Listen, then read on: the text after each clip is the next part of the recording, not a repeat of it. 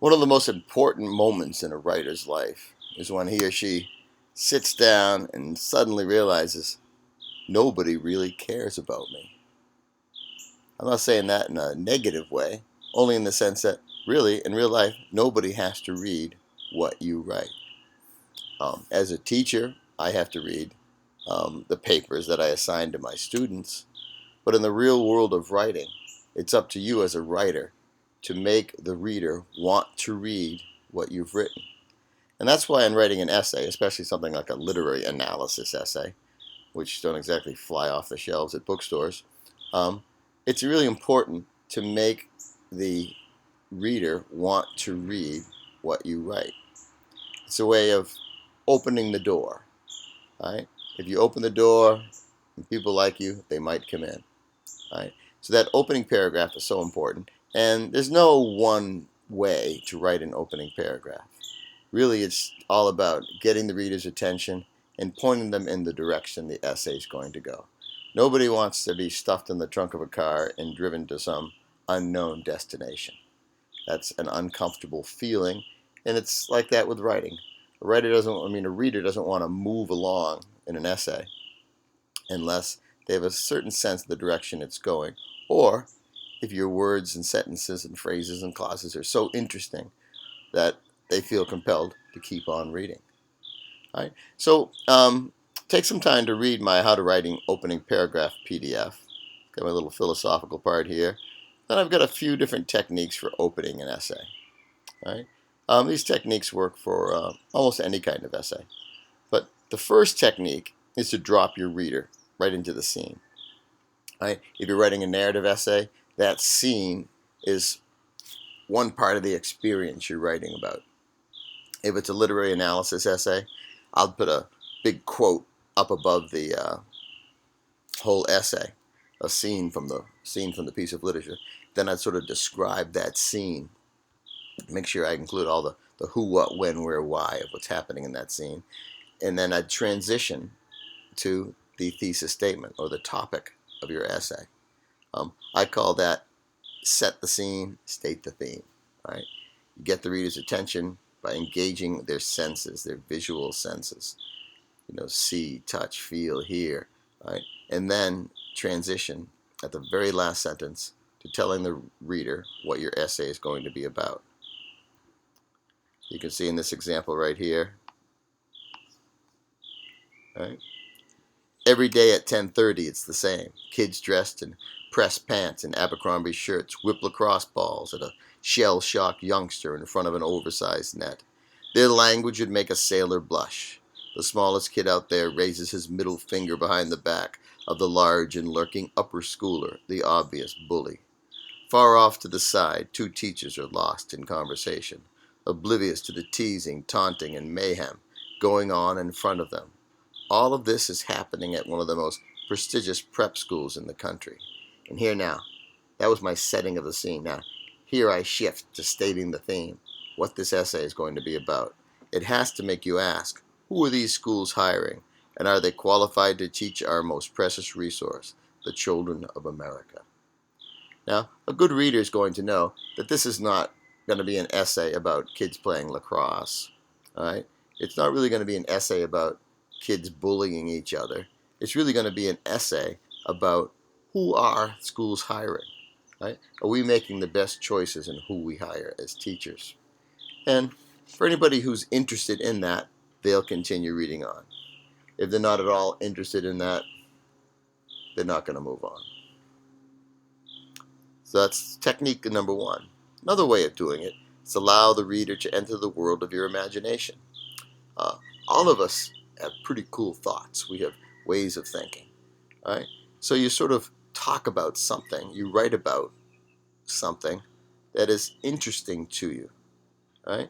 And this is a longer one. I'm not going to read it all, but it's the opening to an essay Thoreau wrote about trying to get rid of the things in life we don't need. And in it, he just kind of rambles on a bit about the kind of house he'd like to live in, the kind of farm he'd like to live in, what he thinks when he shows up at those places. But at the very end, he says, For a man is rich in proportion to the number of things which he can afford to let alone. Right? And that is really Thoreau's way of saying this essay is going to be about trying to find a way to get rid of the stuff in life we don't need. That's really something that's interesting to a lot of people. Right? And it helped him make one of the most effective essays in all of literature, which is one of his chapters from Walden, Where I Lived and What I Lived For. Right? Another one of my favorite writers is a guy named Ralph Waldo Emerson. Right? He's a very intellectual philosopher sort. He's not the type of writer that a casual reader might read, but somebody who really loves absolutely amazing writing. Right? They might go to read Emerson. But Emerson does the same kind of thing. He starts with a poem up above his essay, Self-Reliance, one of his more famous essays. And really, since Self-Reliance is like a 40-page essay, right? He can't state the theme in one sentence, right? So his stating of the theme covers almost the entire first paragraph. He only sets the scene by saying, I read the other day some verses written by an eminent painter, which were original and not conventional. The soul always hears an admonition in such lines, let the subject be what it may.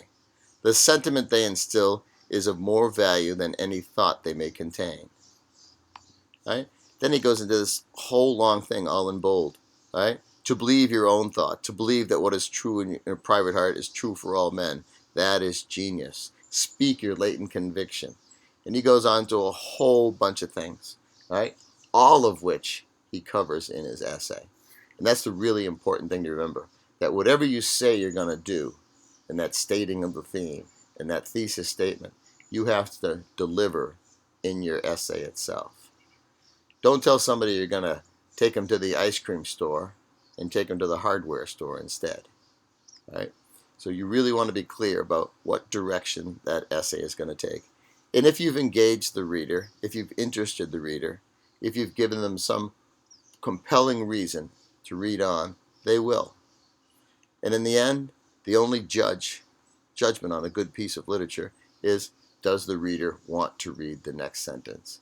And when they're finished, do they have that feeling like, yes, that was worth reading? So try one of these openings when you write an essay.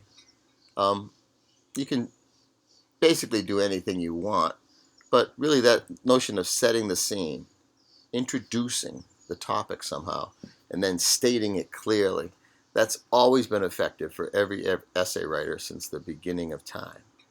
Right? And on another point, pardon the pun, what point of view do you write from? Do you use the I voice or do you not use the I voice? Personally, I don't care. But a lot of teachers say, no, you have to get rid of the I voice. The main argument for not saying I in an essay is when you're trying to prove a point that's the same for all people. It doesn't matter if it's Sally, it doesn't matter if it's Fred. Right? It's going to be the same for every person in the universe. And if you keep using your word I to make your points, people are just going to think, oh, that's just his thoughts. Maybe it's only true for him. Right? But for the most part, I always write using the I voice. Maybe I'm vain. Right? Sometimes I write with the I voice and I reread what I wrote and say, I sound a little pretentious in here. I'll take myself out of it. But really, when you're writing a personal narrative, you have to use the I voice. It sounds absurd if you don't. If you're writing an analysis of sorts, it's almost like being a scientist. You don't want to say, I think the sky is blue because of the ozone in the sky. No, it's good to say, no, the sky is blue because of the ozone in the sky. It's not something that's a unique experience to you. So, that said, use whatever feels best to use. Right? Or use whatever the teacher tells you to use. That's the ultimate rule if you're a student, I guess. Okay, so that's my little introduction to how to create an opening paragraph. And read it and use it as best you can. Thanks.